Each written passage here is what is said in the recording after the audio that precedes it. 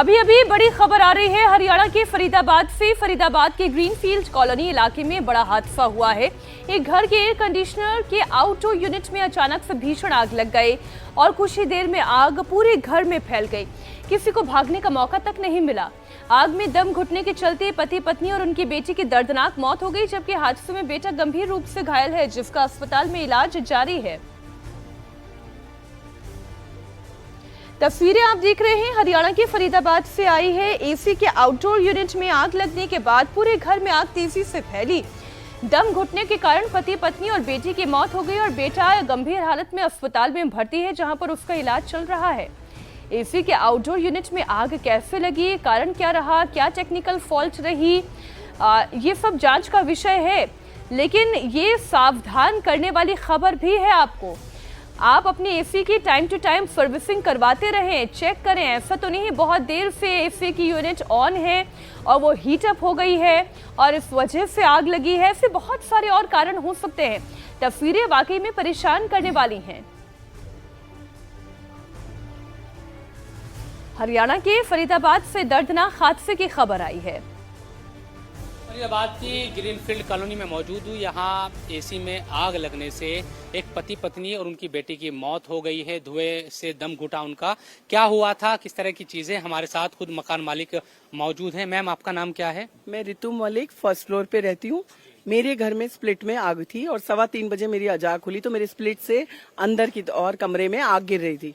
मैंने अपनी बेटी उठाई और मेरा हाथ भी जला हुआ है, देख लो आप, आग बुझाने की कोशिश में जला है। मैंने अपनी बेटी को उठाया, मेरे साथ ही सो रही थी, फिर मेरे पति के कमरे में गई मैं भाग के और उनको निकाला। नंगे पैर हम नीचे खड़े हुए, तब तक 3:30 बज चुके थे और हमने खूब हल्ला किया, आग लग गई, आग लग गई। मेरे पति ने, मैंने कहा रजत गोयल को फोन कर दो, ऊपर जो 4th वाले हैं उनको फोन कर दिया गया। अरे इनको ये यहाँ ही मिल गए, हमें इधर आए और फिर उधर गए। ये जो 3 लोग थे, तीनों से मेरी बात हुई है। 3:30 बजे थे उस समय, जैसे ही मैं नीचे आई हूँ। तब तक हम भी तो उतर के आए। हमने कहा आप उतर आओ भाई साहब, आग लग गई है। तो ये अंदर की ओर चले गए। अच्छा, ये ऊपर चले गए। किराएदार थे? मेरे नहीं है, ये 2nd फ्लोर खाचरू जी का है, राकेश खाचरू जी का, उनके किराएदार है। और 3rd फ्लोर भी इनका ऑफिस है ऊपर। ये अपने ऑफिस की तरफ भागे, अब ये मुझे नहीं पता। वहाँ धुआं था, उससे इनकी दम घुटने से वहीं पे गिर गए, क्योंकि ऊपर लॉक था, 4th वाला जो छत लॉक करके रखा जाता है। बता रहे हैं कि जब शुरुआत में आग लगी और आप नीचे की तरफ आई, तब ये आपको मिले थे। आपने कहा कि भाई आप नीचे आ जाओ। यहाँ बालकोनी से मिले ना, हम तो यहाँ खड़े थे, पुलिस वाले आए हुए थे सारे।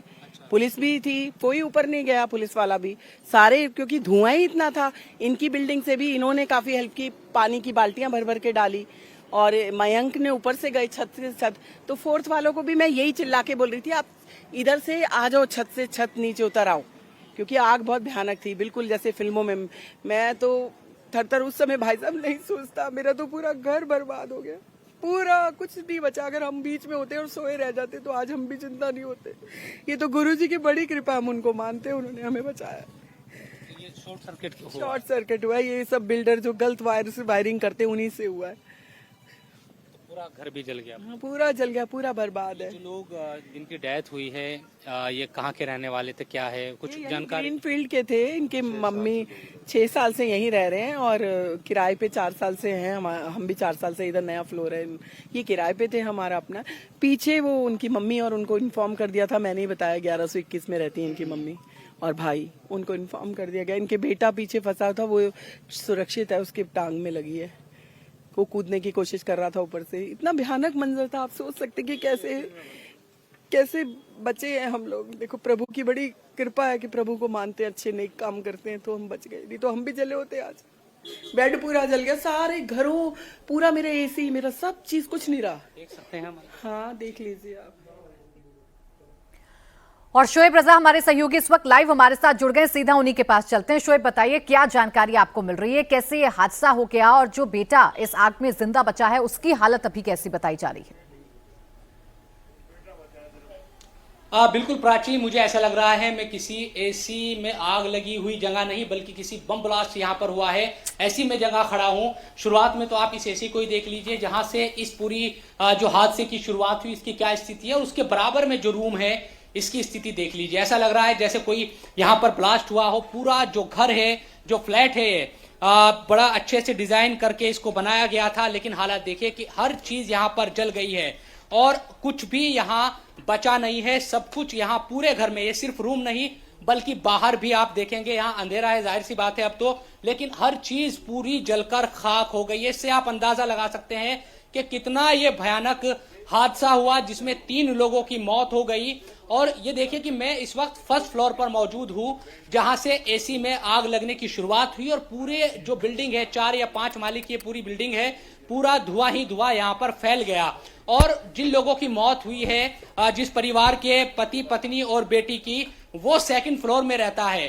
तो ये फर्स्ट फ्लोर में आग लगी और 2nd फ्लोर में तक जो धुआं फैला, उसके बाद उन्होंने जब नीचे आकर निकलने की कोशिश की तो ये देखिए, मैं आपको दिखाऊं बाहर की तरफ जो सीढ़ियां है, जो जीना है, उसके जरिए उन्होंने उतरने की जब नीचे कोशिश की तो इतना ज्यादा, क्योंकि मैं यहाँ हूं अभी, रात के 3 बजे का यह हादसा हुआ, लेकिन अभी भी धुआं है वो यहाँ आपको दिखाई देगा और दम अभी भी घुटता है। तो इन सीढ़ियों से 2nd फ्लोर से उन्होंने नीचे आने की कोशिश की। सामने देखिए शीशे टूटे हुए हैं, ये कोशिश की गई हो कि किसी तरह से नीचे नहीं आया जा रहा तो वहां से कूद जाए, लेकिन वो लोग ऊपर से नीचे जब तक आते, इन्हीं सीढ़ियों पर उन्होंने दम तोड़ दिया। ये देखिए कांच के शीशे ये पूरी तोड़ दिए गए, खिड़कियां टूटी है। तो फर्स्ट फ्लोर में आग लगती है और 2nd फ्लोर 3rd फ्लोर हर जगह पर जो आग है वो पहुंच जाती है और लोग नीचे आने की जब कोशिश करते हैं तो दम घुटने से सीढ़ियों में उनकी मौत हो जाती है। ये स्थिति इस पूरी बिल्डिंग की है। इससे कई तरह के जो सवाल हैं वो ना सिर्फ बिल्डर बल्कि दूसरे तरीके से भी खड़े होते हैं कि यकीनन एसी का तमाम लोग इस्तेमाल करते हैं, लेकिन क्या उन तमाम नियमों या उस तरह की जिस तरह से ये मकान मालकिन जो रितु जी है जिनकी हम बात भी कर रहे थे, वो सवाल उठा रहे हैं कि वायर का इस तरह से बिल्डर कुछ भी कारण हो सकता है, एसी का माल फंक्शन हो सकता है, मिस फिटिंग वायर की हो सकती है, बहुत सारे कारण हो सकते हैं, लेकिन सबसे बड़ा सच ये है कि 3 मासूमों की इसमें जान चली गई है। शुक्रिया शोएब पूरी जानकारी के लिए आपका। और अभी इस वक्त की बड़ी खबर आपको बता दें, टेरर फंडिंग में एनआईए का बड़ा एक्शन हुआ है। एनआईए ने जम्मू कश्मीर के अलावा 5 राज्यों में कुल 22 जगहों पर रेड मारी है। एनआईए की कार्रवाई सुबह से जारी है। ये कार्रवाई 2025 में दर्ज एफआईआर के सिलसिले में की जा रही है, जो आतंकी नेटवर्क को ध्वस्त करने और फाइनेंशियल चेन को तोड़ने के सिलसिले में दायर की गई थी।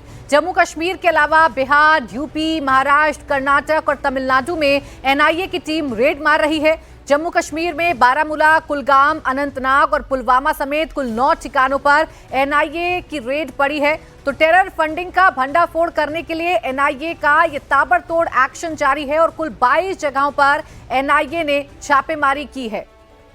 इस वक्त हमारे साथ हमारे सहयोगी मंजूर मीर श्रीनगर से लाइव जुड़ गए हैं। मंजूर, क्या अपडेट आ रहा है? एक आतंकी मारा जा चुका है, ये एनकाउंटर आगे कितना बढ़ पाया है?